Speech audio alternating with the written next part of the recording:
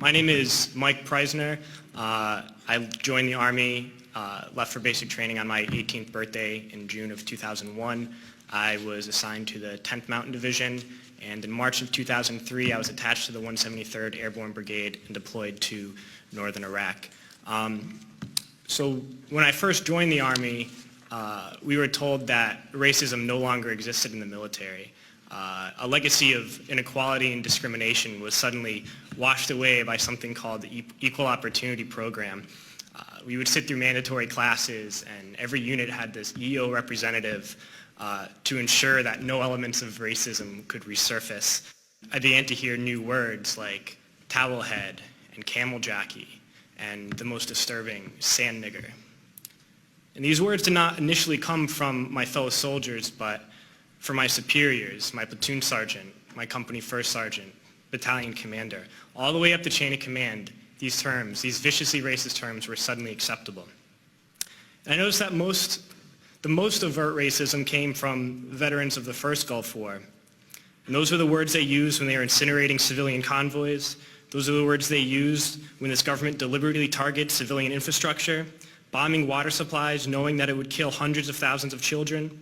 Those are the words the American people used when they allowed this government to sanction Iraq. And this is something that many people forget, and we can't forget, is that we've just learned that we've killed over 1 million Iraqis since this invasion, but we already killed 1 million Iraqis in the 90s through sanctions and bombings prior to this invasion. So the number truly is much higher. But when I got to Iraq in 2003, I learned a new word, and that word was Haji. Haji was the enemy. Haji was every Iraqi. He was not a person, a father, a teacher, or a worker. And it's important, we've heard this word a lot during Winter Soldier, but it's important to understand where this word came from. And to Muslims, the most important thing is to take a pilgrimage to Mecca. It's the Hajj. And someone who has taken this pilgrimage is a Haji.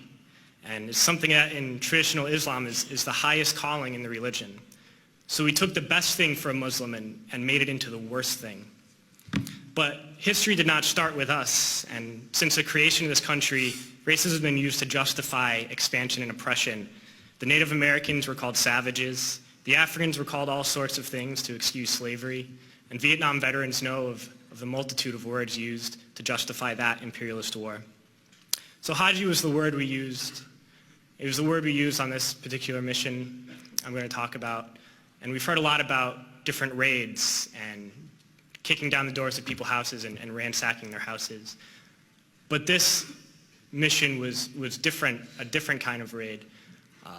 I never got any explanation for these orders. We were only told that this group of houses, 5 or 6 houses, were now property of the U.S. military, and we had to go in and make those families leave those houses. So we went to these houses and informed the families that those homes were no longer their homes. We provided them no alternative, nowhere to go, no compensation. And they were very confused and very scared and did not know what to do and would not leave. So we had to remove them from those houses.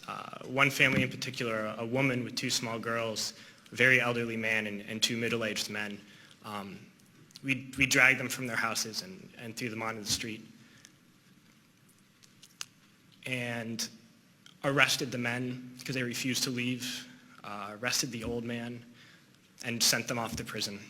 And at that time, I didn't know what happened to people when we tied their hands behind their back and put a sandbag on their head. But unfortunately, a few months later, I had to find out. We were short interrogators, so I was assigned to work as an interrogator. And I oversaw and participated in hundreds of interrogations. One in particular I'm going to share with you. It was a moment for me that really showed me the nature of this occupation. This particular detainee, when I was sent to interrogate him, he was stripped down to his underwear, hands behind his back and sandbag on his head. I never actually saw this man's face. My job was to take this metal folding chair and just smash it against the wall next to his head. He was faced against the wall with his nose touching the wall, while a fellow soldier just screamed the same question over and over again. No matter what his answer, my job was to slam the chair against his wall. We did this until basically we got tired, and I was told to make sure he stood against the wall for however long, and I was guarding this prisoner, and my job was to make sure he kept standing up, but something was wrong with his leg. He was injured, and he kept falling to the ground. And the sergeant in charge would come and tell me to get him up off his feet. So I'd have to pick him up and put him against the wall. And he kept going down. I just have to keep pulling him up and putting him against the wall. And my sergeant came along and he was upset with me for not, continue to stand. He picked him up and slammed him against the wall several times. And then he left, and when the man went down on the ground again, I noticed blood pouring down from under the sandbag. And so I let him sit, and when I noticed my sergeant coming again, I would tell him quickly to stand up. And then I realized that I was supposed to be guarding my unit from this detainee, and at that point I realized I was guarding the detainee from my unit. And I tried hard to be proud of my service, but all I could feel was shame, and racism could no longer mask the reality of the occupation. These were people, these were human beings. I've since been plagued by guilt anytime I see an elderly man, like the one who couldn't walk, who we rolled onto a stretcher and told the Iraqi police to take him away. I feel guilt anytime I see a mother with her children, like the one who cried hysterically and screamed that we are worse than Saddam as we forced her from her home. I feel guilt anytime I see a young girl, like the one I grabbed by the arm and dragged into the street. We were told we were fighting terrorists. The real terrorist was me, and the real terrorism is this occupation. Racism within the military has long been an important tool to justify the destruction and occupation of another country. It has long been used to justify the killing, subjugation, and torture of another people. Racism is a vital weapon employed by this government. It is a more important weapon than a rifle, a tank, a bomber, or a battleship.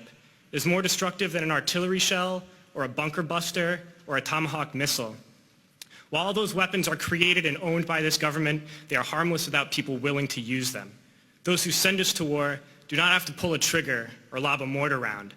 They do not have to fight the war, they merely have to sell the war. They need a public who is willing to send their soldiers into harm's way. They need soldiers who are willing to kill and be killed without question.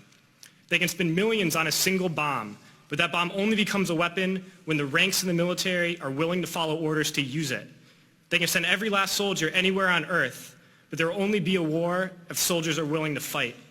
And the ruling class, the billionaires who profit from human suffering, who care only about expanding their wealth, controlling the world economy, understand that their power lies only in their ability to convince us that war, oppression, and exploitation is in our interest. They understand that their wealth is dependent on their ability to convince the working class to die to control the market of another country. And convincing us to kill and die is based on their ability to make us think that we are somehow superior. Soldiers, sailors, Marines, airmen have nothing to gain from this occupation. The vast majority of people living in the U.S. have nothing to gain from this occupation. In fact, not only do we have nothing to gain, but we suffer more because of it. We lose limbs, endure trauma, and give our lives. Our families have to watch flag-draped coffins lowered into the earth. Millions in this country without health care, jobs, or access to education must watch this government squander over $450 million a day on this occupation.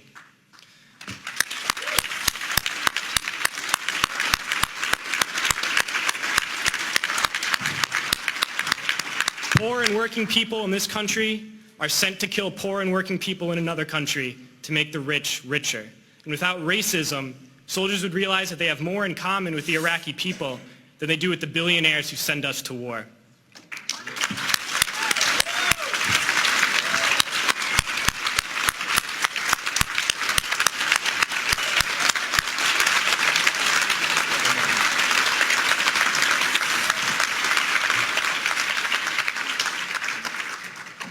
I threw families onto the street in Iraq, only to come home and find families thrown onto the street in this country, in this tragic and unnecessary foreclosure crisis. And we need to wake up and realize that our real enemies are not in some distant land. They're not people whose names we don't know and cultures we don't understand. The enemy is people we know very well and people we can identify. The enemy is a system that wages war when it's profitable. The enemy is the CEOs who lay us off from our jobs when it's profitable. It's the insurance companies who deny us health care when it's profitable. It's the banks who take away our homes when it's profitable. Our enemy is not 5,000 miles away. They are right here at home. And if we organize and fight with our sisters and brothers, we can stop this war, we can stop this government, and we can create a better world.